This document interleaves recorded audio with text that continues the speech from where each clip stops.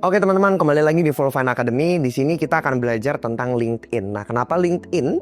Karena di sinilah salah satu tempat kalian tuh bisa langsung connect sama CEO-CEO dari perusahaan-perusahaan di Amerika atau perusahaan-perusahaan internasional. So, di sini kita akan belajar bagaimana cara mengoptimasi sebuah profile LinkedIn untuk siap jualan ke perusahaan internasional supaya dapat kerja remote, dan juga sedikit tentang bagaimana ini sangat berpengaruh terhadap strategi kita selanjutnya, which is gimana cara kita networking, connect, dan juga outreach dan ngobrol dengan para CEO, hiring manager, dan CMO gitu.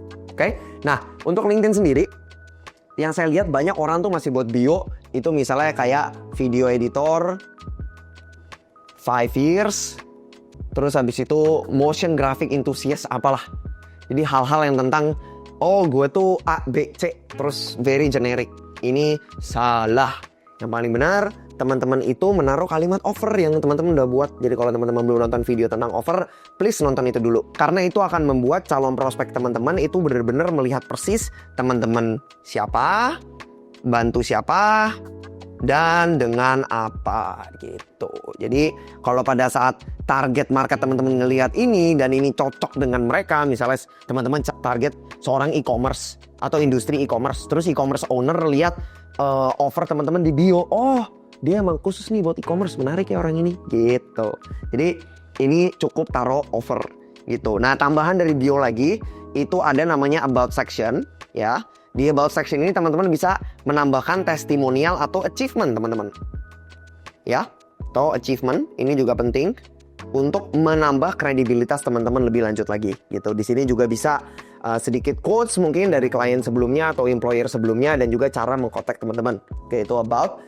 Terus selanjutnya kita punya featured post. Jadi featured post itu adalah post-post yang teman-teman bisa pin di atas profil teman-teman. Nah, ini penting banget karena disinilah teman-teman juga ngeset otoritas. Jadi jangan pernah takut kalau teman-teman punya testimonial atau achievement yang bagus untuk diulang di sini, diulang lagi di sini, diulang lagi di konten, itu no problem.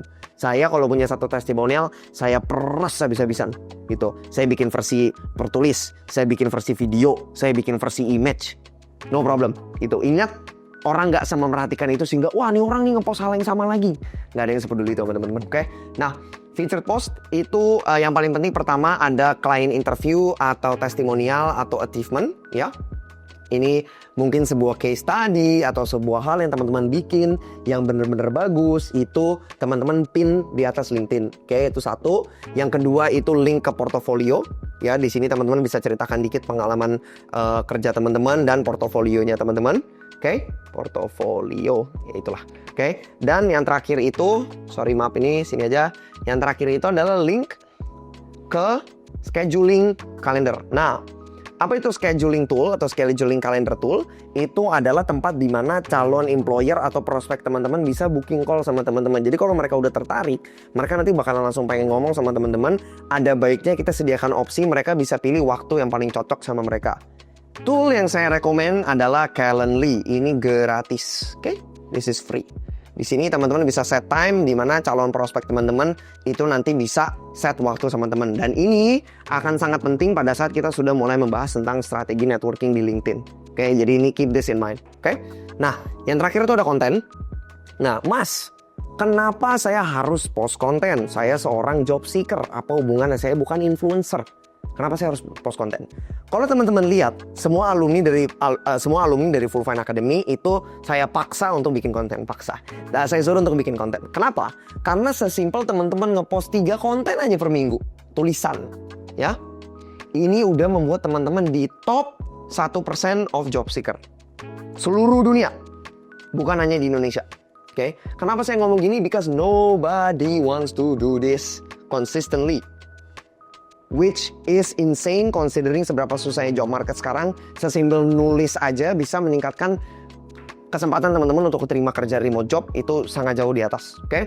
Nah, konten ini apa aja contohnya? Yang paling pertama, yang menurut saya paling menggerakkan hati itu adalah personal journey.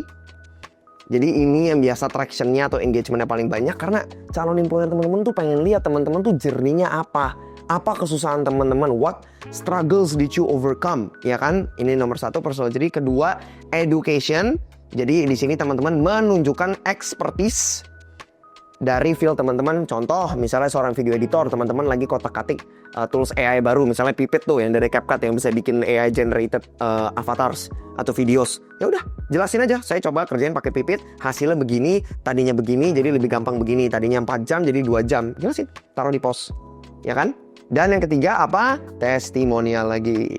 Atau case study. Di sini teman-teman bisa menceritakan apa yang sudah pernah dikerjakan sebelumnya, buat siapa, kata mereka apa, hasil kerjaan teman-teman menghasilkan apa gitu. Dan 3 ini aja setiap minggu udah cukup untuk membuat teman-teman di top 1% job seeker di dunia. Bahkan kalau teman-teman seorang agency owner, top 1% agency owner, yes, nobody wants to do this. So if you do this, teman-teman akan menjadi top 1%. Dan percayalah sama saya, pada saat teman-teman nih, kalau teman-teman kalian nggak pernah masuk ke LinkedIn sebagai employer, ya, nanti misalnya kalian apply nih, ya kan, kalian apply, itu nanti kayak gini nih, di sini ada profile A, ada profile B, ada profile C, ada profile D.